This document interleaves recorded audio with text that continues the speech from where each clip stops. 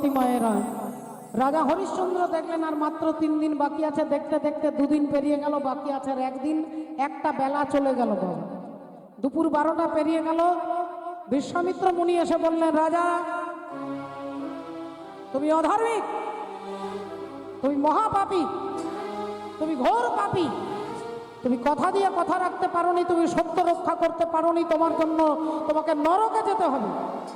রাজা হরিশ্চন্দ্র মাথা নিচু করে শুনছেন, কিছু বলতে পারছেন না, চুপ করে আছেন, কিছু বলতে পারছেন না।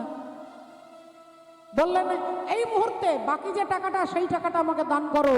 রাজা হরিশ্চন্দ্র বললেন, আপনি বিশ্বাস করুন, আমি প্রাণ দিয়ে চেষ্টা করেছি, কিন্তু কিছুতেই আমি পারছি না।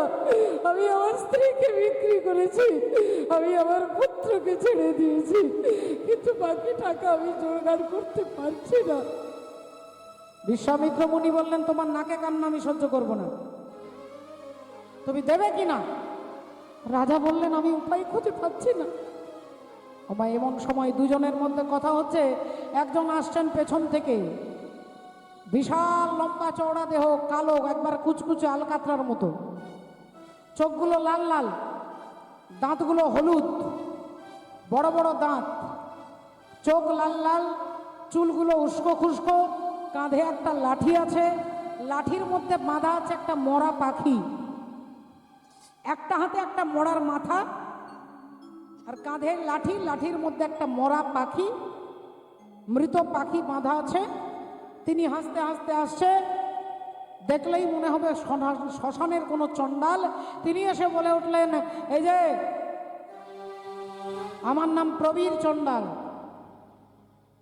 আমার নাম প্রবীর চণ্ডাল, তাই আমি একজন দাস এই হাটে এসেছি কিনবার জন্য, আমার একটা দাস লাগবে। রাজা হরিশ্চন্দ্র বললেন, মাফ করবেন, এখানে নেই, আপনি অন্য জায়গায় যান। বিশ্বামিত্র মুনি বলে উঠলেন, রাজা হরিশ্চন্দ্র, স্ত্রীকে বিক্রি করেছো, এবার নিজেকে বিক্রি করো, নিজেকে বিক্রি করো, আর বিক্রি করে যে টাকাটা হবে সেটা আমাকে দিলে তোমার ধার শোধ হয়ে যাবে। না, আপনি একজন ঋষি হয়ে চাইছেন আমি চণ্ডালের কাছে নিজেকে বিক্রি করি? বেশ, তাই হবে। তাতে যদি আপনার শান্তি হয়, আপনার মর্যাদা রক্ষা হয়, আমি চণ্ডালের কাছেই নিজেকে সঁপে দিলাম। আপনি আমার জন্য 50,000 স্বর্ণ মুদ্রা দিতে হবে। সেই প্রবীর চণ্ডাল টাকাটা দিয়ে আর ঘাড়ে ধরে টানতে টানতে, ঠেলতে ঠেলতে, লাঠি মারতে মারতে রাজা হরিশ্চন্দ্রকে নিয়ে যাচ্ছে। আচ্ছা মায়েরা, আপনারা বলুন তো মা, আচ্ছা তাহলে কি হরিশ্চন্দ্রের গায়ে ক্ষমতা নেই? একটা চণ্ডাল তাকে মারতে মারতে নিয়ে যাচ্ছে, আর তিনি মার খেতে খেতে যাচ্ছে। তিনি তো বলতে পারতেন, আরে তুমি আমাকে মারছো কেন, তোমার তো সাহস কম নয়, আমি রাজা হরিশ্চন্দ্র, আমি না হয় সত্য রক্ষা করতে গিয়ে আজকের এই অবস্থা। তিনি তো রেগে যেতে পারতেন, কিন্তু তিনি ধার্মিক, তিনি জানেন, তিনি ধার্মিক, তিনি জানেন যে যিনি আমাকে কিনেছেন তিনি আমার মালিক আর আমি তার দাস। তিনি আমার মালিক আর আমি তার দাস, আর দাসের অধিকার নেই যে মালিককে আঘাত করবে, এটা ধর্ম নয়। তাই তিনি চণ্ডালের সঙ্গে হাঁটতে হাঁটতে এলেন, দেখলেন শ্মশানে চারিদিকে মরা পুড়ছে, শৃগাল চিৎকার করছে, কুকুর শ্মশানে মরার মাংস খাচ্ছে। বললেন, আজ থেকে এই জায়গায় তোমাকে থাকতে হবে।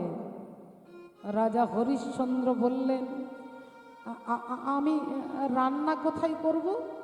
বললেন, ওই যে চিতাটা জ্বলবে, চিতার আগুনে, ওই চিতার আগুনে রান্না করবে, যা হবে তাই খাবে, আর এই মাটিতে তোমাকে শুতে হবে। বেশ, ধর্মের জন্য আমি তাই করব। আজকে যে রাজা ধীরাজ, কাল সে ভিক্ষা চায়, কাহার সমান নাহি যায়। মাগো, আজকে যারা দুঃখে আছেন, চঞ্চল হবেন না, চিন্তা করার দরকার নেই। সুখ আর দুঃখ একটা চাকার মতো ঘোরে। চাকাটা ঘুরতে ঘুরতে একবার সুখ আসবে, একবার দুঃখ আসবে, একবার সুখ আসবে, একবার দুঃখ আসবে। চক্রবত পরিবর্তনতে সুখানি চ দুঃখানি চ, চক্রাকারে ঘুরছে। যিনি সুখে আছেন আপনি অপেক্ষা করুন, আপনার জন্য দুঃখ আসছে। আর যিনি দুঃখে আছেন আপনি অপেক্ষা করুন, আপনার জন্য সুখ আসছে পেছনে। এই সুখ দুঃখ চক্রাকারে পরিবর্তিত। তাহলে এর জন্য কোনো চিন্তা করার দরকার নেই। আজকে যে রাজা ধীরাজ, কাল সে ভিক্ষা চাই, কাহারো সমান নাহি যায়। চিরদিন কাহারো সমান নাহি যায়। চিরদিন কাহারো সমান নাহি যায়। চিরদিন কাহারো সমান নাহি যায়। অবতার শ্রীরামচন্দ্র, যিনি জানকীর পতি, তার হল বনবাস, রাবণ করে দূর গতি। আপনি বলবেন যে মা চৈতালি তুমি আমাদের বুঝিয়ে দিচ্ছ, সান্ত্বনা দিচ্ছ। বললেন না, সান্ত্বনা নয়, ভগবান রামচন্দ্রের জীবনীকে দেখুন। অবতার শ্রী রামচন্দ্র, যিনি জানকীর পতি, তার হলো বনবাস, 14 বছর বনবাসে। কত কষ্ট করে তিনি থেকেছেন। তাহলে মা, আমরা যদি দুঃখ পাই, আমরা যদি একটু ভগবানকে দেখি, দেখুন ভগবানের কত দুঃখ, কিন্তু তিনি দুঃখটাকে দুঃখ বলে গ্রহণ করেননি। বলে ভগবান কৃষ্ণ তার জীবনে কোন দুঃখ? যখনই জন্ম হলো পিতার মাথায় চেপে যমুনা পেরিয়ে চলে এলেন গোকুল বৃন্দাবন। সেখানে 6 দিন বয়সে পুতনা এলো ভগবানকে মারতে। তারপরে অগাসুর, বকাসুর, শকটাসুর। ভগবানের জীবনে কত রকমের বিপর্যয়, একটু ভালো করে ভেবে দেখুন, তাহলে নিজে নিজেই উত্তর পেয়ে যাবেন না। অবতার শ্রীরামচন্দ্র, যিনি জানকীর পতি, তার হল বনবাস, রাবণ করে দূর গতি।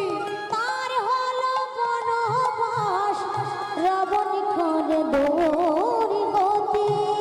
আগুনেও পুড়িল না, আগুনেও পুড়িল না, আগুনেও পুড়িল না, ললাটের লেখা হয়, কাহারো সমান নাহি যায়। চিরদিন কাহারো সমান নাহি যায়। আজকে যে রাজা ধীরাজ, আজকে যে রাজা ধীরাজ, আজকে যে রাজা ধীরাজ, কাল সে ভিক্ষা চাই, কাহারো সমান নাহি যায়। চিরদিন কাহারো সমান নাহি যায়। কাহারো সমান নাহি যায়। কাহারো সমান নাহি যায়। রাধে রাধে রাধে। শ্রদ্ধেয় ভক্তমণ্ডলী, ভক্তিমতী মায়েরা, শাস্ত্র বলছে জগতে সুখ বলেও কিছু নেই আর দুঃখ বলেও কিছু নেই। এতক্ষণ যতগুলো কথা আপনারা শুনছেন, ভাগবত বলছে সুখ দুঃখ দুটো কিছু নেই, আপনার মান্যতার ওপরে নির্ভর করে। আপনি যেটা মানতে পারছেন না সেটা দুঃখ, আপনি যেটা মেনে নিচ্ছেন সেটাই সুখ। আমার কথা নয় বাবা, আমি অধমা সামান্য কীর্তনিয়া, আমার যোগ্যতাই নেই, শাস্ত্র বলছে। দুজন ব্রাহ্মণ একটা জমিদার বাড়িতে পুজো করতে গেছে, পুজো করে সাইকেলে করে বাড়ি যাচ্ছে। ব্রাহ্মণ ফিরে যাচ্ছে, একজন মাস্টার মশাই, রিটায়ার্ড করা মাস্টার মশাই দেখতে পেয়েছেন দুজন ব্রাহ্মণ, উনি দাঁড়িয়ে নেমে নমস্কার করে বলে উঠলেন, কোথায় গিয়েছিলেন? না, জগদ্ধাত্রীর পুজো করতে জমিদার বাড়িতে। বললেন আচ্ছা, দুজনে খুব আনন্দে, কিন্তু আপনার মুখটা দেখলে মনে হচ্ছে খুব আনন্দে আছেন, ইনি খুব টেনশনে আছে, দুঃখে আছে। ব্যাপারটা কি? আপনারা কি দুজন দু জায়গায় পুজো করতে গেছেন? বললেন না না, আমরা একই বাড়িতে একই জায়গায় পুজো করতে গেছি। বলে তাহলে বুঝতে পেরেছি আপনার এত আনন্দ কারণ আপনাকে ভালো থাকার জায়গা দিয়েছে, আর এনাকে মনে হয় ছেঁড়া চাটাই পেতে দিয়েছে। বলে না না, আমাদের দুজনকে একই ঘরে একই বিছানায় থাকতে দিয়েছে। ও তাহলে আপনাকে ভালো বালিশ দিয়েছে, এনাকে দেননি? আগে না, আমাদের দুজনকে একই বিছানা একই বালিশ দিয়েছে। তাহলে আপনাকে দক্ষিণার গামছাটা ভালো দিয়েছে, এনাকে মনে হয় গামছাটা একটু খারাপ দিয়েছে আর কি। আগে না, আমাদের দুজনকে একই কোয়ালিটির গামছা দিয়েছে। তাহলে আপনাকে দুটো রসগোল্লা বেশি দিয়েছে, এনাকে কম দিয়েছে। আগে না, আমাদের দুজনকে যাচাই রসগোল্লা দিয়েছে। বলে তাহলে আপনাকে দক্ষিণা 200 টাকা বেশি দিয়েছে, এনাকে কম দিয়েছে। বলে না, ওনাকেও 1000 টাকা দিয়েছে, আমাকেও 1000 টাকা দিয়েছে। মাস্টার মশাই বলছে একই বাড়িতে পুজো করতে গেছেন, একই খেয়েছেন, একই থেকেছেন, একই গামছা, একই দক্ষিণা, তাহলে আপনার মুখে এত আনন্দ আর এনার মুখটা দেখলে মনে হচ্ছে এত দুঃখ, কারণটা কি? তখন ব্রাহ্মণ বলছেন, যখন আমরা পুজো করতে যাচ্ছিলাম, আলোচনা করতে করতে যাচ্ছি জমিদার বাড়িতে পুজো, দেখবি বড় লোকের বাড়িতে পুজো করতে যাচ্ছি, কিন্তু দেখবি 500 টাকা দেবে। আর উনি বলছিলেন না না না না, এত বড় বাড়িতে পুজো করতে যাচ্ছি, দেখবি দক্ষিণা 2000 টাকা দেবে। উনি ভেবেছিলেন 2000 টাকা দেবে, কিন্তু দিয়েছে 1000 টাকা। আমি ভেবেছিলাম 500 টাকা দেবে, দিয়েছে 1000 টাকা। তাহলে ভালো করে ভেবে দেখুন, জমিদার কি দুঃখ দিয়েছে বাবা? আমি ভেবে নিয়েছিলাম দেবে 2000, দিয়েছে 1000, তাই ওনার এত দুঃখ। আমি ভেবেছি 500, দিয়েছে 1000, তাই আমার এত আনন্দ। তাহলে আপনি ভেবেছেন আপনার ছেলে আপনাকে দেখবে, আপনি ভেবেছেন আমার মেয়ে আমার কথা শুনবে, আপনি ভেবেছেন আমার বউ আমাকে এটা করবে ওটা করবে এই সেবা করবে, এতগুলো ভেবে নিয়েছেন। যখন ভাবনা অনুযায়ী কাজ হচ্ছে না, তখনই দুঃখ এখান থেকে উৎপত্তি হচ্ছে। কর্মণ্যেবাধিকার আসতে মা ফলে সুকদাচন। 5000 বছর আগে ভগবান উত্তর দিয়ে দিচ্ছেন যে দুঃখের কারণ হচ্ছে আপনার আশা। কর্মণ্যেবাধিকার আসতে মা ফলে সুকদাচন। কর্ম করবে, আশা করবে না। বিবাহ করবে, সন্তান জন্ম দেবে, সন্তানের ওপর নির্ভর করবে না যে সন্তান আপনাকে দেখবে। আপনাকে দেখবে কেন? আপনার কর্ম দেখবে। আপনার কর্মই আপনাকে ধর্ম হয়ে আপনাকে আশ্রয় দেবে। আপনাকে আশ্রয় দেবে আপনার কর্ম। আপনার কর্ম আপনাকে আনন্দ দেবে। এই জগতে কারোর ক্ষমতা নেই আপনাকে আনন্দ দেওয়া। রাধে রাধে। শ্রদ্ধ ভক্তমণ্ডলী, ভক্তিমতী মায়েরা, তত্ত্বদর্শী মহাজন বলছে এক পাশে দাঁড়িয়ে, ও দেহের পূর্ব পশ্চিম উত্তর দক্ষিণ, বল কোন দিকেতে বৃন্দাবন, আমি তত্ত্ব কথা শুনব বলে মনে আকিঞ্চ।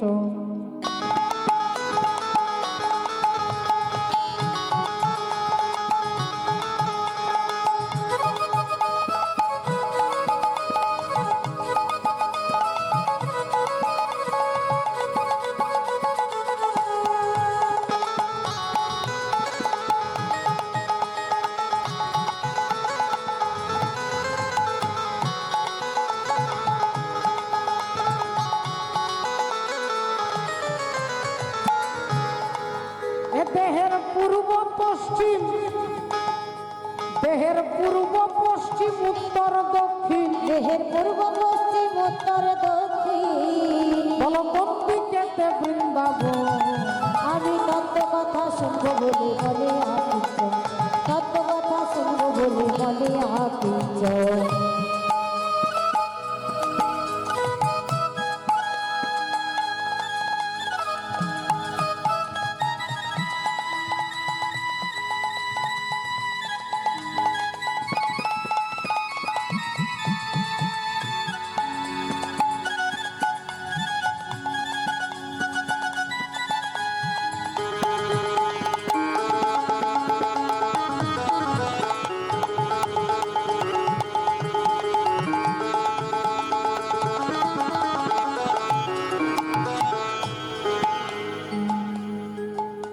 দেখুন ও মায়েরা, এদিকটা পূর্ব দিক, এদিকটা পশ্চিম দিক, এদিকটা পূর্ব, এদিকটা পশ্চিম, এটা উত্তর, এটা দক্ষিণ।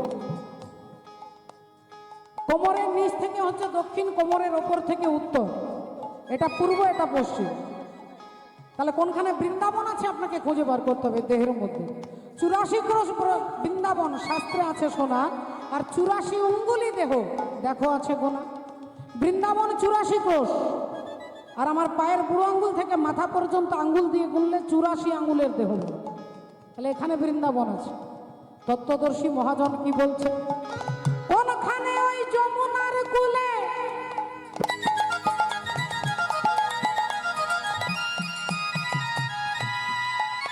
আর বংশী ধ্বনি করে শ্যামে জয় রাধে বলে। বংশী ধ্বনি করে শ্যামে জয় রাধে বলে, বংশী ধ্বনি করে শ্যামে জয় রাধে বলে।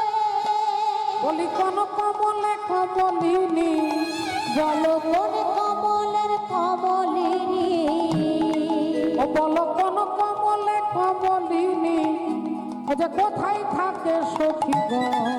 আমি তত্ত্ব কথা শুনবো বলে মনে আকিঞ্চন, তত্ত্ব কথা শুনবো বলে মনে আকিঞ্চন, তত্ত্ব কথা শুনবো বলে মনে আকিঞ্চন।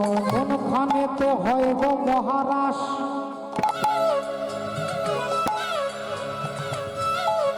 আহা! কোনখানেতে হয় গো মহারাস, রাস রাস, কোনখানে রাস হয় আর কোনখানেতে রাধা কৃষ্ণ সদা করে বাস। কোনখানেতে রাধা কৃষ্ণ সদা করে বাস, কোনখানেতে রাধা কৃষ্ণ সদা করে বাস। ও যে কোনখানেতে হয় গো মহারাস,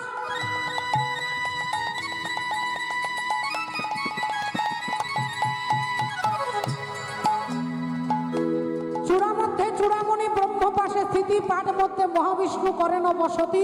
চক্ষুতে শ্রী কালাচাঁদ করিতেছে ধ্যান, নাসিকাতে নিত্যানন্দ করে মধুপান। কর্ণেতে চৈতন্য গোসাই হয়ে সাবধান, মুখেতে ভদ্রাক্ষ বসি 32 যোগান। জিহ্বাতে নারদ মুনি বাজাই কুন্দল, জিহ্বা নিচে বসে নদী গয়া গঙ্গা জল। আল জিহ্বায় সরস্বতী, বামেতে শ্রীধাম, কণ্ঠেতে শ্রী কানাই, বাহুতে বলরাম। হস্তেতে শ্রী গোবিন্দ দান অধিপতি, সপ্তদ্বীপে জগন্নাথ করেন বসতি। নাভিমূলে ব্রহ্মা সদা করিতেছে লীলা, লিঙ্গে মহাদেব বসি লয়ে চন্দ্রকলা। গুহ্যদ্বারে বসি আছে নাড়ুয়া গোপাল, কামিনীর সঙ্গে কেলি বড়ই রসাল। হাঁটুতে শক্তির স্থিতি বসুমতি পাই, 18 মোকাম তত্ত্ব শুনো সমুদায়। এই সব তত্ত্ব কথা যেই জনে জানে, নরলোকে তুচ্ছ তারে দেবলোকে মানে।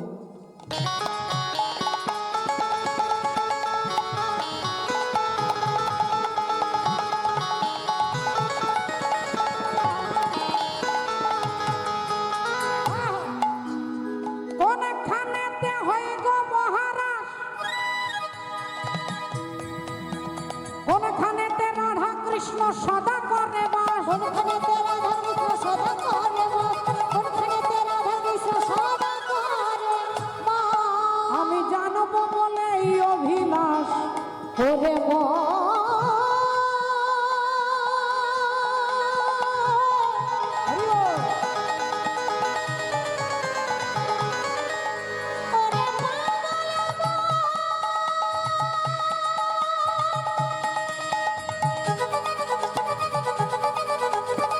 বল।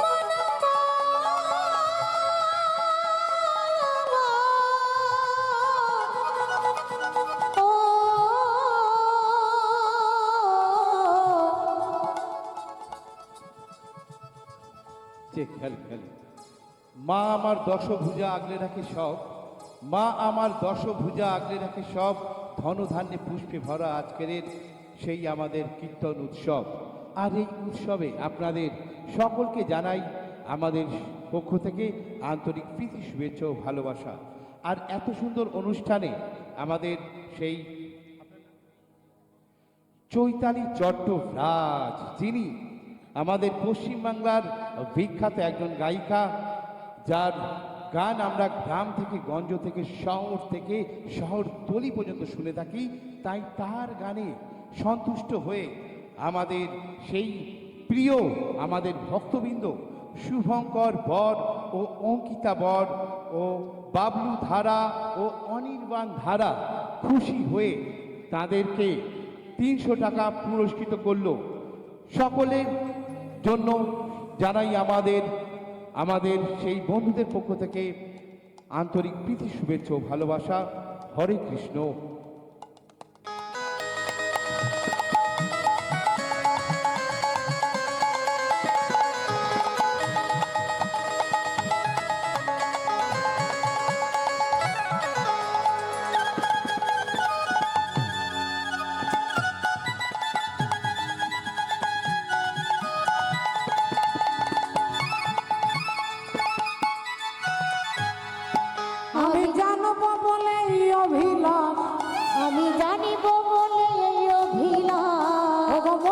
করি নিবেদন।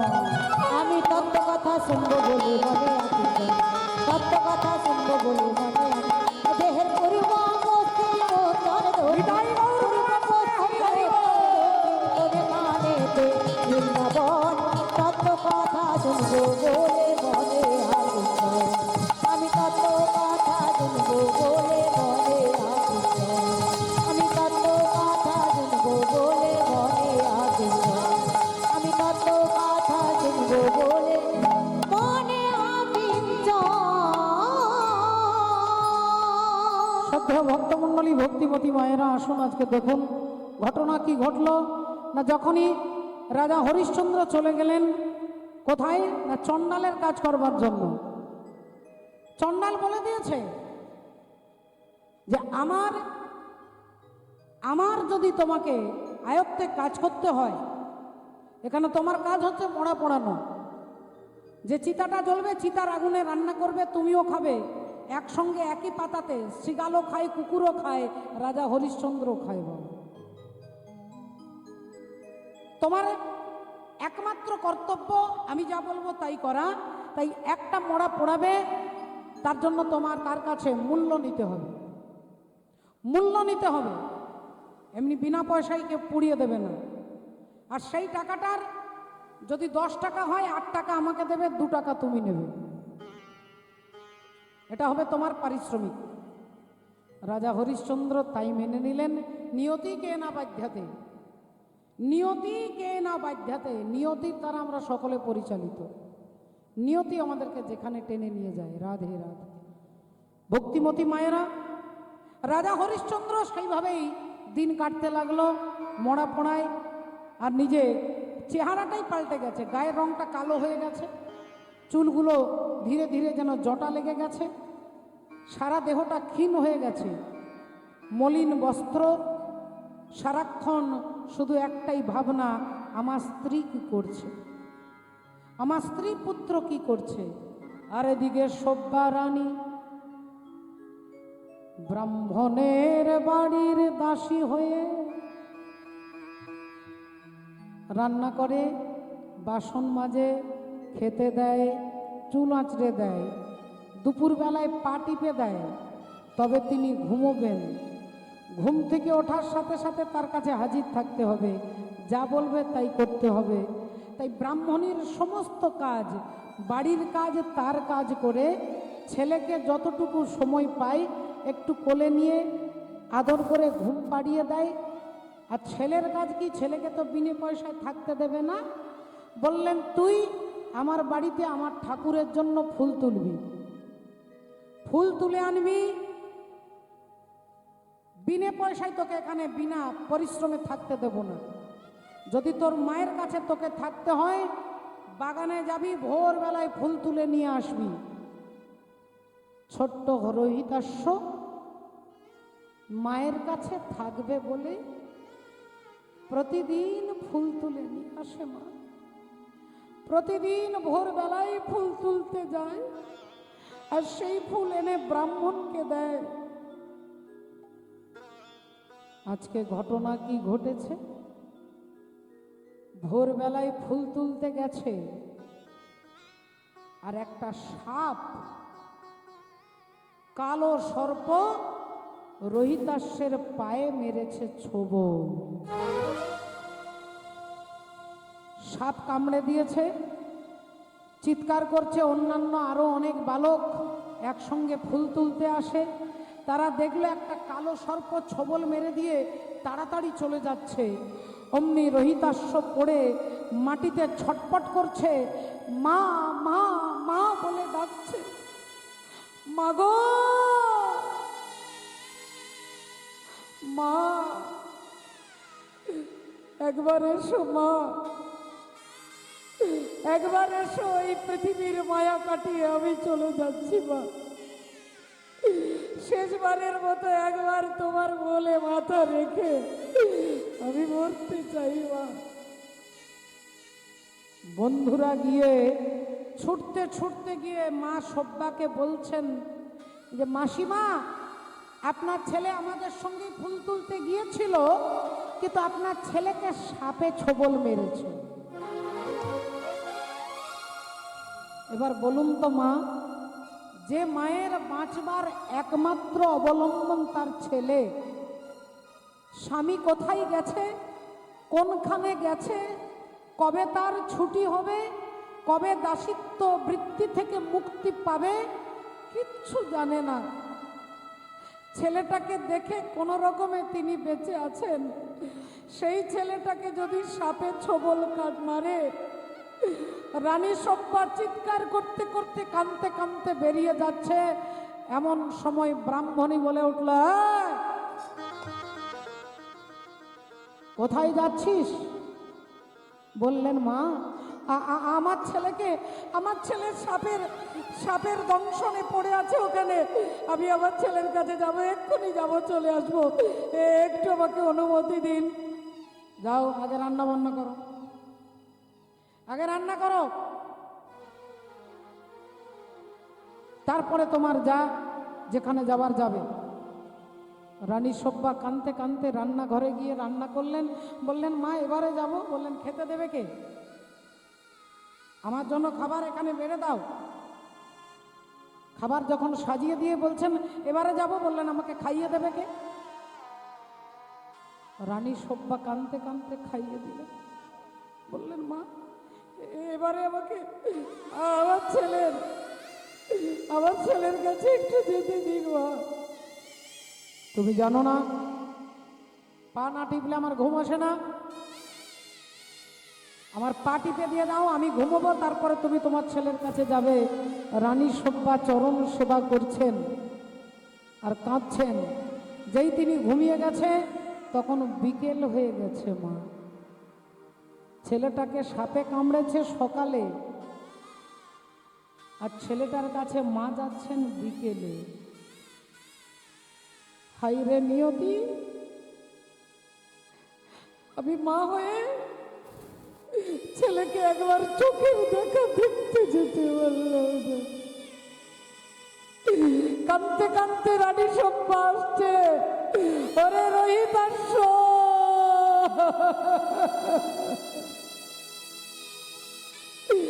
একবার কথা বল বাবা, একবার কথা বল, আমি তোর মা এসেছি। এই দেখ আমি তোকে কোলে নেব, আমার সব কাজ হয়ে গেছে, সব কাজ হয়ে গেছে, এবার তোকে নিয়ে আমি আদর করব। একবার কোলে আয় বাবা, একবার কোলে আয়।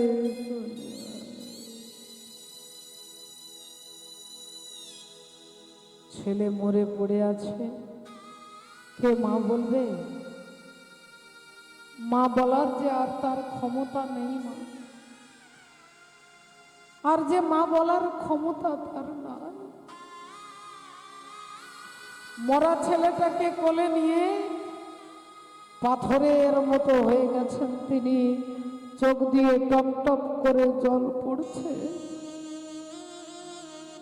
চুলগুলো খোলা, চোখে জল, মলিন বস্ত্র, কেঁদে কেঁদে চোখ মুখ শুকিয়ে গেছে। মরা ছেলেকে কোলে নিয়ে যাচ্ছে, পেছন থেকে গ্রামবাসী ভাবছে ডাইনি, ডাইনি মনে করে চিৎকার করছে, মার মার, ধর ধর। ডাইনি এসেছে, ওই দেখ বাচ্চা খাচ্ছে, ওই দেখ বাচ্চাটাকে খাবার জন্য নিয়ে যাচ্ছে।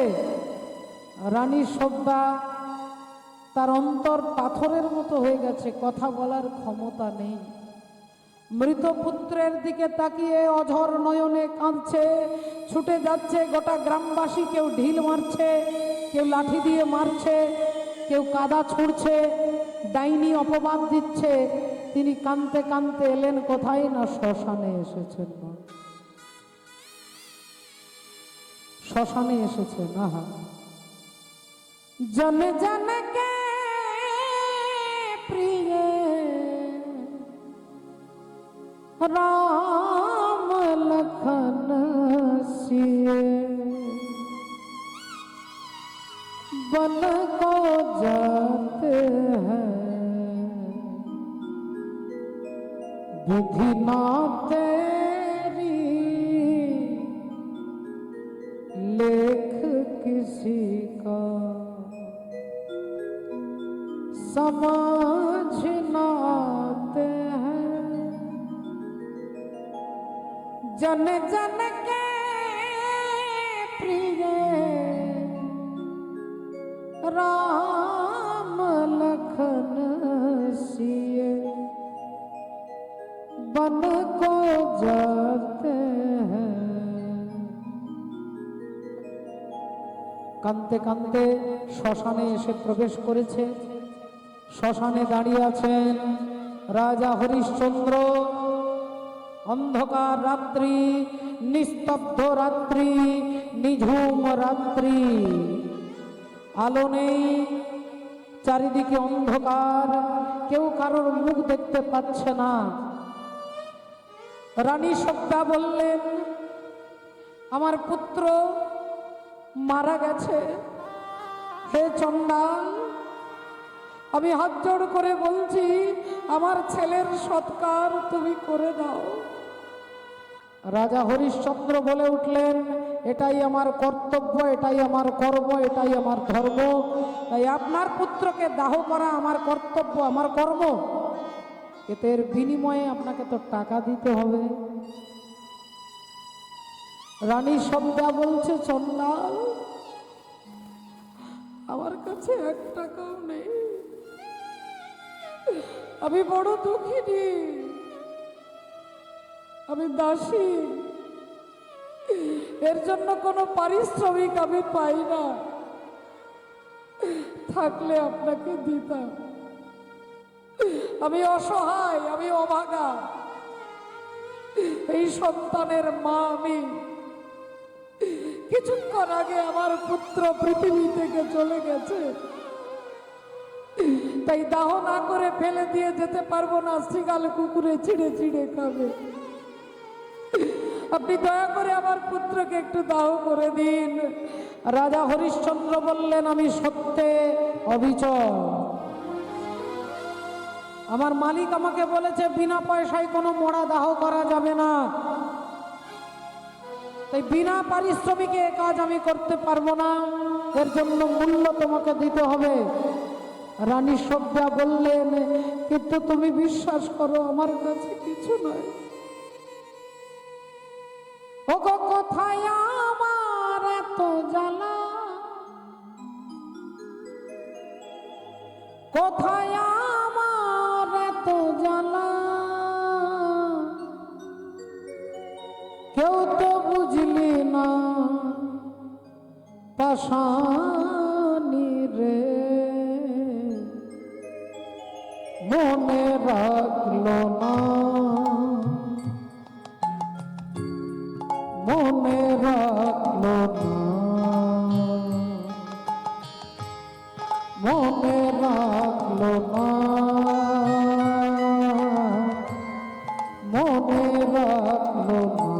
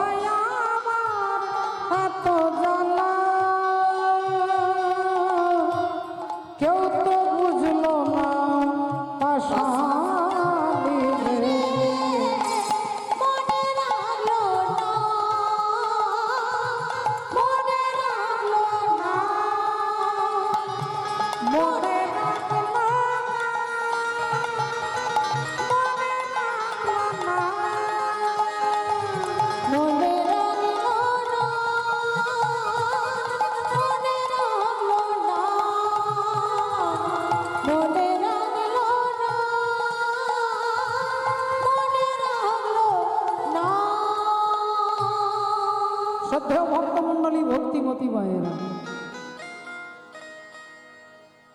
একটু ভালো করে লক্ষ্য করে দেখুন। শিক্ষা দিচ্ছেন সত্যের জন্য। সত্যকে আশ্রয় করলে দুঃখ আপনাকেও পেতে হবে, আমাকেও পেতে হবে। একটুক্ষণ আগে বললাম যে দুঃখ ক্ষণিকের জন্য, তারপরে অনন্তকাল আনন্দে। তাই কতটা দুঃখ দেখুন, আমরা একটু দুঃখে ভেঙে পড়ি, একটু দুঃখে আমরা চঞ্চল হয়ে যাই, আমরা ভগবানের অস্তিত্বটাকেই অস্বীকার করি। হরি বল, রাধে রাধে। শাস্ত্র বলছেন সাধু সঙ্গ সর্বশাস্ত্রে কয়, লবমাত্র সাধু সঙ্গ জীবের সর্বসিদ্ধি হয়। লবমাত্র সাধু সঙ্গ জীবের সর্বসিদ্ধি হয়।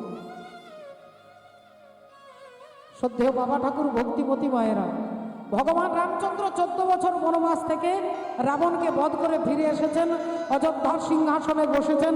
একদিকে সীতা দেবী, একদিকে লক্ষণ, পেছনে ভরত বাতাস করছে। চারিদিকে সবাই আনন্দের একটা উৎসব। উৎসবের সমস্ত রাজা মহারাজা সব রামচন্দ্রকে বাধাই দিতে এসেছেন, অভিনন্দন জানাতে এসেছেন। বড় বড় রাজা মহারাজা সবাই আসছেন রাজা রামচন্দ্রকে অভিনন্দন জানাতে। অযোধ্যায় ফিরে এসেছেন রাম, কি আনন্দ, কি আনন্দ, কি আনন্দ, সবাই আসছে। এমন সময় একজন রাজার একটু আসতে দেরি হয়ে গেছে, তিনি ছুটতে ছুটতে আসছে। তার নাম হচ্ছে রাজা সুমন্ত, বিদর্ভ দেশের রাজা। বিদর্ভ দেশের রাজা, বিদর্ভ দেশটা হচ্ছে বর্তমানে মহারাষ্ট্র। সেই মহারাষ্ট্রের রাজা সুমন্ত আসছেন রাজা রামচন্দ্রকে অভিনন্দন জানাতে। আর যেই তিনি আসছেন, এদিকে দরজার কাছে দাঁড়িয়ে আছেন কে না, তিনি হচ্ছেন দেবর্ষি নারদ। দেবর্ষি নারদ দাঁড়িয়ে আছেন। হরি বল, হরে কৃষ্ণ। যেই রাজা সুমন্ত আসছেন, ছাড়ুন ছাড়ুন ছাড়ুন, আমার একটু দেরি হয়ে গেছে, একটু ভেতরে যাব। দেবর্ষি নারদ বললেন, দাঁড়ান, আমার একটা কথা শুনে যান। আপনি ভেতরে গিয়ে কি করবেন? বলে রামচন্দ্রকে প্রণাম করব। তারপরে কি করবেন? বলে যেখানে ওখানে যারা যারা গুরুজন আছে সবাইকে প্রণাম করব। বলে তারপরে কি করবেন? না অভিনন্দন জানাবো। তারপরে না, তারপরে যে যা কিছু সেবার ব্যবস্থা সেবা করে রামচন্দ্রের সঙ্গে দেখা করে দিয়ে চলে যাব। দেবর্ষি নারদ বললেন, এতক্ষণ পর্যন্ত ঠিক বলেছেন। আপনি রামচন্দ্রকে প্রণাম করবেন, আপনি লক্ষণকে, ভরত, শত্রুঘ্ন সবাইকে প্রণাম করতে পারেন, কিন্তু ওখানে বিশ্বামিত্র মুনি আছে, আপনি তাকে কিন্তু প্রণাম করবেন না। রাজা সুমন্ত বললেন, কেন প্রণাম করব না? উনি একজন ঋষি। বললেন, আরে বাবা, উনি একজন ঋষি, ও তো পরে হয়েছে, আগে রাজা ছিল না? রাজা বিশ্বামিত্র ক্ষত্রিয় ছিল, তিনি ব্রাহ্মণ হওয়ার জন্য তপস্যা করেছিলেন। তাই আপনি বিশ্বামিত্রকে প্রণাম করলে আপনার প্রেস্টিজ ডাউন হয়ে যাবে, আপনি ওনাকে প্রণাম করবেন না। এখন রাজা সুমন্ত ভাবছে, দেবর্ষি নারদ যখন বলছে ভালো কথা, তা ঠিক আছে, ওনাকে বাদ দিয়ে আর সবাইকে প্রণাম করব। এখন সবাইকে, তাকে বাদ দিয়ে রামচন্দ্রকে প্রণাম করে চেয়ারে বসেছে। যথারীতি ভাই ভরত সবার কপালে ফোঁটা দিচ্ছেন। হরিবাসরও দেখবেন, সম্প্রদায়কে আসরে তোলার পরে তাদেরকে ফোঁটা দেওয়া হয়, গ্রহণ করা হয় আর কি। এখন সবাই কপালে ফোঁটা দিচ্ছে, ফোঁটা দিচ্ছে, ফোঁটা দিচ্ছে। হরি বল, হরে কৃষ্ণ। ভক্তিমতী মায়েরা, এখন এমন সময় কি হয়েছে, প্রণাম করেছে সবাইকে, বিশ্বামিত্র মুনিকে প্রণাম করেনি। বিশ্বামিত্র মুনি চিৎকার করে বলে উঠলেন, রাম, তোমারই সামনে, তোমারই রাজ্যে আমাকে অপমান করা হলো, আর তুমি চুপ করে সহ্য করে বসে আছো। রামচন্দ্র বললেন, গুরুদেব, কে আপনাকে অপমান করেছে আমাকে বলুন। বললেন, রাজা সুমন্ত অপমান করেছে। সুমন্ত অপমান করেছে? কি অপমান করেছে? না তোমার সামনে তোমাকে প্রণাম করেছে, আমাকে প্রণাম করলেন, এটা অপমান নয়? রামচন্দ্র বললেন, ঠিক আছে, উনি যদি আপনাকে অপমান করে থাকে, আমি প্রতিজ্ঞা করছি আগামীকাল সূর্য ডুববার আগে ওনার মুন্ড থেকে ধড়টাকে আলাদা করে দেব। ঘোষণা হয়ে গেল, রাজা সুমন্তের ধড় থেকে মুন্ড আলাদা হবে। রাজা সুমন্ত শুনতে পেলেন, শুনতে পেয়ে এইবার চারিদিকে খুঁজছে, বেটা নারদ গেল কোথায়, যে আমাকে বিপদে ফেলেছে, এবার তার খোঁজ চলছে। এইবার চারিদিকে দেবর্ষি নারদকে খুঁজছেন। দেবর্ষি নারদ কিছুক্ষণ পরে রাজা সুমন্তের কাছে দাঁড়িয়েছে। কি ব্যাপার? রাজা সুমন্ত কাঁদু বাঁধু কণ্ঠে বলছে, আপনার জন্য আমার সর্বনাশ হয়েছে। না কি সর্বনাশ হয়েছে? না আপনি বললেন সবাইকে প্রণাম করতে, বিশ্বামিত্রকে প্রণাম করা যাবে না। আমি ওনাকে প্রণাম করিনি, ওনার অপমান হয়ে গেছে। রামচন্দ্র প্রতিজ্ঞা করেছে যে একমাত্র যিনি আমার গুরুকে অপমান করেছে তার মুণ্ডচ্ছেদন করব। তা দেবর্ষি নারদ বললেন দুঃখ করার কিছু নেই, একদিন সবাইকেই মরতে হবে। হরি বল। আজকে আপনি মরবেন, কালকে অন্য কেউ মরবে, সবাইকে তো মরতে হবে, এটা মর্তধাম। রাজা সুমন্ত বললেন আমি মরতে চাই না। বললেন সবাই তো চাই না, কিন্তু মরতে তো হয় না। আপনি আমাকে বিপদে ফেলেছেন, আপনার কথা শুনে আমি তো এই গন্ডগোলটা করেছি। তা নারদ মুনি বললেন যদি আমি গন্ডগোল করেছি তাহলে বাঁচানোর দায়িত্ব আমার। যা কি করে বাঁচাবেন? বলে চলে যাও হনুমানের মায়ের কাছে। হনুমানের মায়ের নাম হচ্ছে অঞ্জনা দেবী। তুমি গিয়ে অঞ্জনা দেবীর পায়ে ধরে বলবে যে মা, আগামী কালকে আমি মারা যাব, আপনার ছেলে হনুমানই পারে একমাত্র আমাকে বাঁচাতে, তাই আপনি আমাকে দয়া করে বাঁচান। না তারপর যা হওয়ার তাই হবে। এখন রাজা সুমন্ত ছুটতে ছুটতে এসে অঞ্জনা দেবীর পায়ে ধরেছে, আছাড় খেয়ে পড়েছে মা মা মা বলে কাঁদতে লাগলে। মা বলল কি হয়েছে বাবা, কে কে কে কে তুমি? আমার পরিচয় মা পরে দেব, আগামী কাল আমি মারা যাব, আপনার ছেলে চাইলে কালকে আমাকে বাঁচাতে পারে। বলুন মা, আপনার ছেলে আমাকে বাঁচাবে, আপনি কথা দিন। আপনি আদেশ করলে আপনার ছেলে সেটা এড়িয়ে যেতে পারবে না, আপনি কথা দিন মা, আমাকে আপনি বাঁচাবেন। অঞ্জনা দেবী বললেন আমি কথা দিচ্ছি, আমি ছেলের দিব্যি করে বলছি, আগামী কাল আমার ছেলে যদি তোমাকে বাঁচাতে পারে তাহলে আমার হনুমান তোমাকে বাঁচাবে, আমি কথা দিচ্ছি। এবার বলো তুমি কে? না আমি রাজা সুমন্ত। হ্যাঁ, আগামী কাল রাম যাকে মারবে তুমি সেই? বললেন হ্যাঁ। বলে তাহলে আমি এর দায়িত্ব নিতে পারবো না। বললেন মা আপনি কথা দিয়েছেন আমাকে বাঁচাবেন। এখন অঞ্জনা দেবী দেখলেন সত্যি তো কথা দিয়েছি, হনুমানের দিব্যি করেছি। বললেন তুমি ওই পর্দার আড়ালে দাঁড়িয়ে থাকো, এক্ষুনি আমার ছেলে আসবে আমাকে প্রণাম করতে। হনুমান প্রতিদিন তার মাকে প্রণাম করতে যায়, তুমি ওখানে দাঁড়াও, আমার ছেলে আসছে।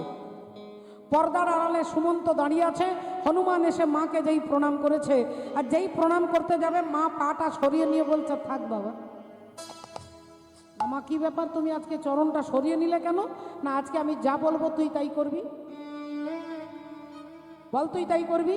না হ্যাঁ মা, আজ পর্যন্ত তুমি যা বলেছ আমি তাই করেছি, বলো কি করতে হবে?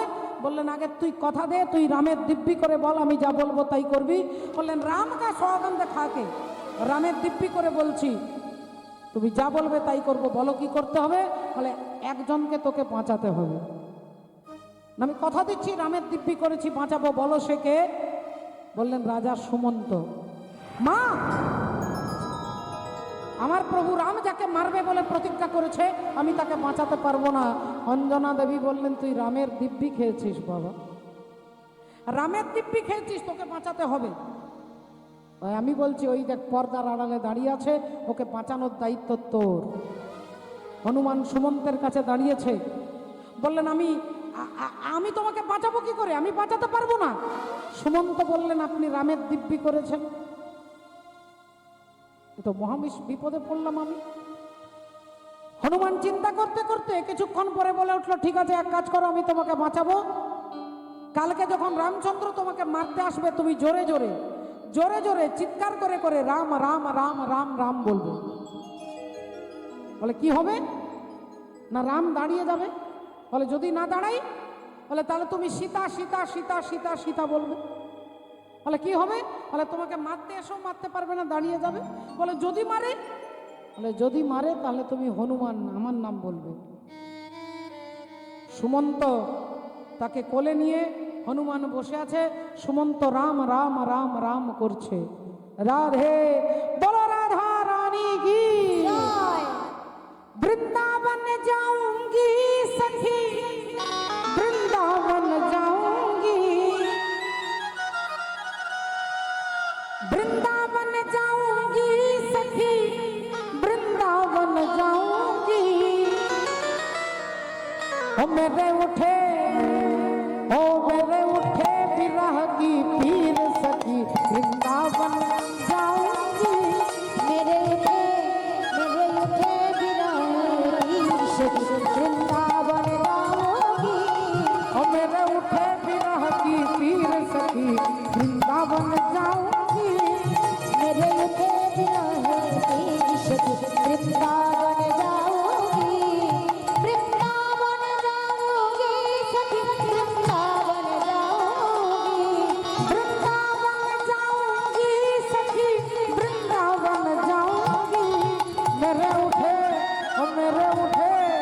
मेरे उठे विरह की पीर सखी सावन जाऊंगी मेरे उठे विरह की सखी वृंदावन जाऊंगी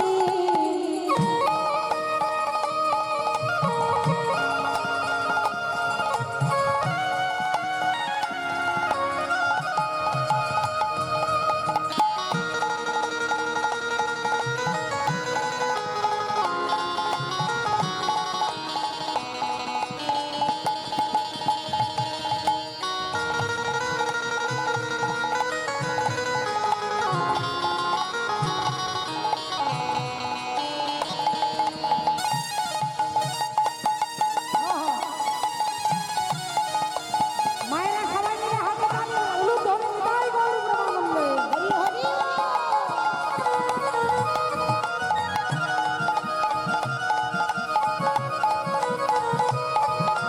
मैंने छोड़ दिया सब भोजन पानी तेरी विरह में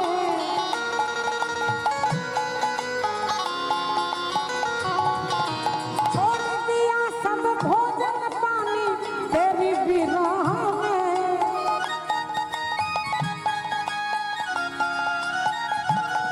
मेरे उठे मेरे उठे मेरे उठे नजर की तीर सखी वृंदावन मेरे उठे विरह की पीर सखी वृंदावन जाऊंगी वृंदावन जाऊंगी सखी वृंदावन जाऊंगी वृंदावन जाऊंगी सखी वृंदावन जाऊंगी मेरे उठे मेरे उठे मेरे उठे विरह की पीर सखी वृंदावन जाऊंगी मेरे उठे विरह की पीर सखी वृंदावन जाऊंगी मेरे उठे विरह की पीर सखी जाऊंगी মায়েরা শুধু একবার সবাই মিলে আজকের এই বৃন্দাবনে হরিবাসরে বলো বৃন্দাবন में राधे गोवर्धन में राधे राधे मान गली में राधे राधे दान गली में राधे राधे केसी घट में राधे राधे बंसी घट में राधे राधे जावड़ तट में राधे राधे श्यामा प्यारी राधे राधे और राज दुलारी राधे राधे हमारी प्यारी राधे राधे अरे सबकी प्यारी राधे राधे ओ प्यारी प्यारी राधे राधे और राधे राधे राधे राधे श्याम मिला दे राधे राधे राधे राधे राधे राधे धर्म दिखा दे राधे राधे राधे राधे राधे राधे राधे राधे राधे वृंदावन जाऊंगी सखी वृंदावन जाऊंगी वृंदावन जाऊंगी सखी वृंदावन जाऊंगी मेरे उठे मेरे उठे मेरे उठे विरह की पीर सखी वृंदावन जाऊंगी मेरे उठे विरह वृंदावन जाऊंगी मेरे उठे विरह वृंदावन जाऊंगी वृंदावन जाऊंगी वृंदावन जाऊंगी श्री राधे সত্য বাবা ঠাকুর ভক্তিমতী মায়েরা রামচন্দ্র আসছে সূর্য ডুববার আগে রাজা সুমন্তকে মারতে হবে তাই রামচন্দ্র হাতে ধনুর্বাণ নিয়ে আসছেন গুরু বিশ্বামিত্র পেছনে আর এদিকে হনুমানের কোলে বসে রাজা সুমন্ত রাম রাম রাম রাম বলছে ভগবান রাম দাঁড়িয়ে গেলেন দাঁড়িয়ে গিয়ে চিন্তা করছেন কি করব মারবো না কি করব আচ্ছা আমি যদি না মারি তাহলে সবাই বলবে যে তোমার নাম করছে বলেই তুমি দাঁড়িয়ে গেলে তোমার গুরুর অপমানটা তোমার কোনো অপমান নয় রামচন্দ্র আরো এগিয়ে যাচ্ছে রাজা সুমন্ত তখন মনে পড়ে গেছে হনুমান শিখিয়ে দিয়েছে বা সীতা সীতা বলতে হবে এবার চিৎকার করে সীতা সীতা সীতা মা সীতা বলে ডাকছে রামচন্দ্র আবার দাঁড়িয়ে গেলেন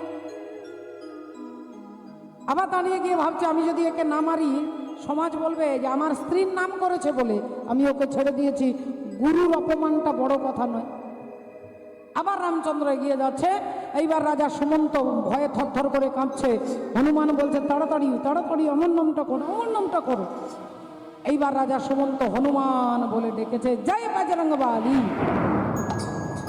রামচন্দ্র দাঁড়িয়ে গেছে আর মারতে পারছেন না চোখ দিয়ে দরদর করে জল পড়ছে স্থির হয়ে দাঁড়িয়ে আছে তীর ধনুক হাতে আছে এইবার চিন্তা করছে রাধে রাধে যে কি করব এতক্ষণ আমার নাম করেছে আমি বড় কথা ভাবিনি আমার স্ত্রীর নাম করেছে আমি তাও ভাবিনি কিন্তু আমার নামের থেকে আমার ভক্তের নাম যে অনেক বড়। হরি বল। আমার ভক্ত হনুমানের নাম বলেছে, আমি কি করব? রাধে রাধে। হনুমান বলছেন প্রভু তুমি একে ছেড়ে দাও। রামচন্দ্র বলছেন হনুমান তুমি ওকে ছেড়ে দাও, আমি ওকে মারবো। হনুমান বললেন তুমি একে মারবে কেন? না, আমি প্রতিজ্ঞা করেছি, আমি গুরুদেবের কাছে প্রতিজ্ঞা করেছি, আমি তোমার দিব্যি করেছি যে আমি ওকে মারবো। আর হনুমান বলছে আমি তোমার দিব্যি করেছি, আমি ওকে বাঁচাবো। ভগবান বলছে আমি ভক্তের দিব্যি করেছি, ওকে মারবো। আর হনুমান বলছে আমি তোমার দিব্যি করেছি, আমি ওকে বাঁচাবো। এইবার রামচন্দ্র অবাক, দুই ভক্ত আর ভগবান দাঁড়িয়ে গেছে। এইবার গুরু বিশ্বামিত্র এসে রামচন্দ্রকে বলছেন রাম, সাধুর উদ্দেশ্য ধ্বংস করা নয়, সাধুর উদ্দেশ্য হচ্ছে রক্ষা করা। তাই ওকে মারবার জন্য তোমাকে আমি নিয়ে আসিনি, শুধু জগৎকে শিক্ষা দিলাম যে রামের থেকে রাম ভক্তের মহিমা অনেক বড় বড়। হরি বল।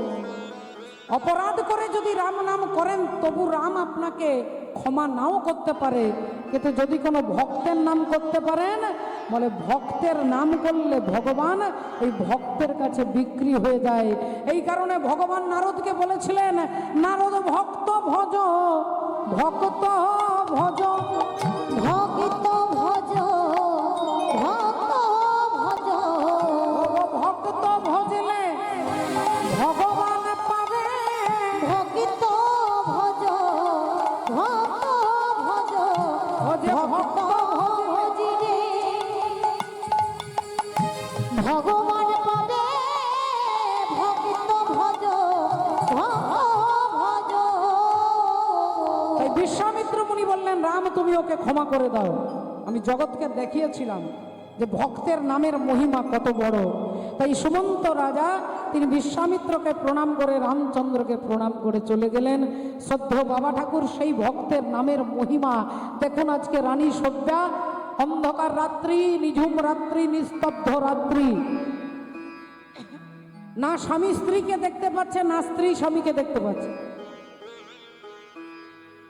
স্ত্রী বলছে আমার কাছে 1 টাকাও নেই, আমার সন্তানকে আপনি দাহ করে দেন। আর রাজা বলছেন যে বিনা পয়সায় আমার মালিক বলেছে কোনো মরা পোড়ানো যাবে না, মরা পোড়ানো যাবে না। তাহলে তাহলে কি আমার পুত্রের সৎকার হবে না? হরিশ্চন্দ্র বললেন আমি অপারক, আমাকে ক্ষমা করবেন, আমাকে ক্ষমা করবেন। রানী সব্বা ছেলেকে কোলে নিয়ে কাঁদতে কাঁদতে বলছে ওরে রোহিতাশ্ব, তুই নাকি অযোধ্যার রাজা হবি, চক্রবর্তী সম্রাট হবি, তুই নাকি রাজা হবি, অযোধ্যার রাজা, চক্রবর্তী সম্রাট।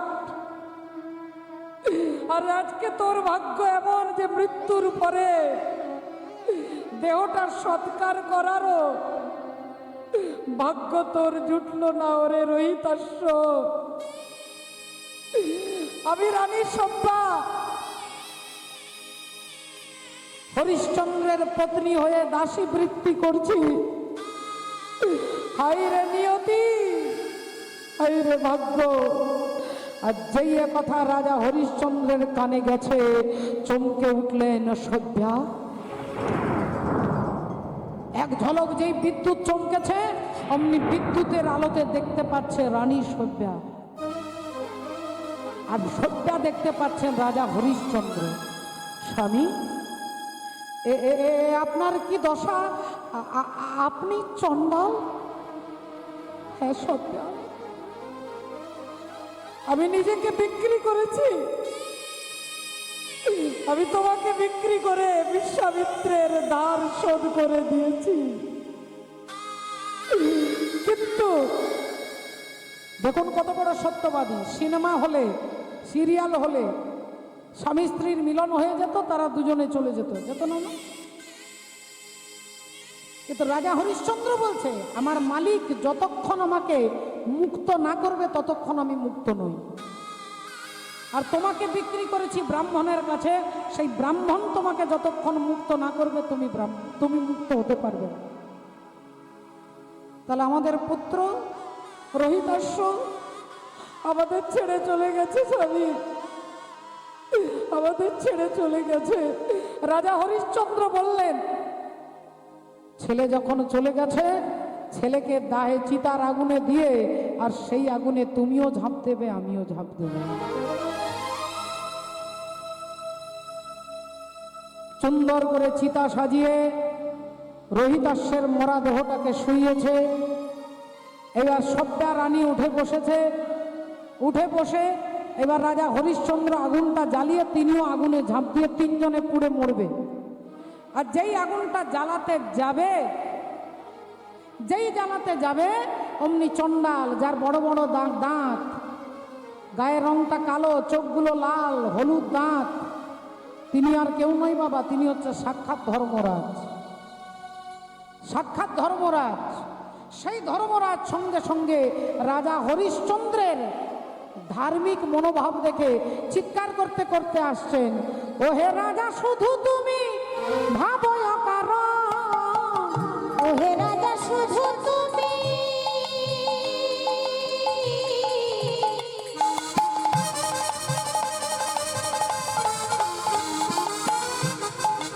আত্মহত্যা করতে হবে না। ও হে রাজা শুধু তুমি ভাবয় কারণ, জিয়াইয়া দেব আমি তোমার অনন্ত, ইয়া দেব আমি তোমার অনন্ত, ইয়া দেব আমি তোমার অনন্ত। চিন্তা করো না, আমি ধর্মরাজ। তোমার ধর্মে কতটা মতি এটা পরীক্ষা করবার জন্য চণ্ডাল সেজেছি, আর আমার তুমি দাস হয়েছ। তাই তোমার ধার্মিক মনোবৃত্তি দেখে আমি খুশি হয়েছি, তোমার ছেলেকে আমি বাঁচিয়ে দিচ্ছি। ছেলে যেই বেঁচে উঠলেন, বললেন বাবা তাহলে ফিরে চলো। বললেন না, আমি তো মুক্ত হলাম, কিন্তু আমার স্ত্রী তো এখনো মুক্ত নয়। তখনই ধর্মরাজ ডাকলেন কাকে? ওই ব্রাহ্মণী আর কেউ নয় বাবা, একজন হচ্ছে শিব ঠাকুর, একজন হচ্ছে মা দুর্গা। একজন শিব ঠাকুর আর একজন মা দুর্গা পরীক্ষা করবার জন্য এসেছে, পরীক্ষা করবার জন্য। তাই তারা সাক্ষাৎ ভোলেনাথ আর মা পার্বতী দাঁড়িয়েছেন। বললেন মাগো, তোমার পাতিব্রতা ধর্ম দেখে আমিও হার মেনে গেছি মা, আমি খুব খুশি হয়েছি।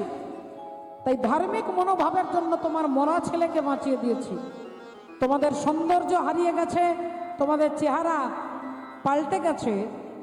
বাবা ভোলেনাথ যেই ছুঁয়ে দিলেন, অমনি রাজা হরিশ্চন্দ্র আগের মতো সুন্দর হয়ে গেলেন। আর মা সব্যাকে মা পার্বতী ছুঁয়ে দিলেন, তিনি অপূর্ব সুন্দরী হয়ে দাঁড়ালেন।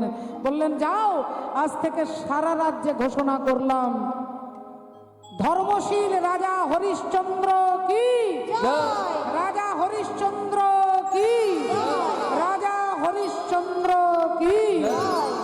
ভক্ত আর ভগবানের মিলন হইব, ভগবানের মিলন হইব, ভক্ত আর ভগবানের মিলন হইব, ভগবানের মিলন হইব।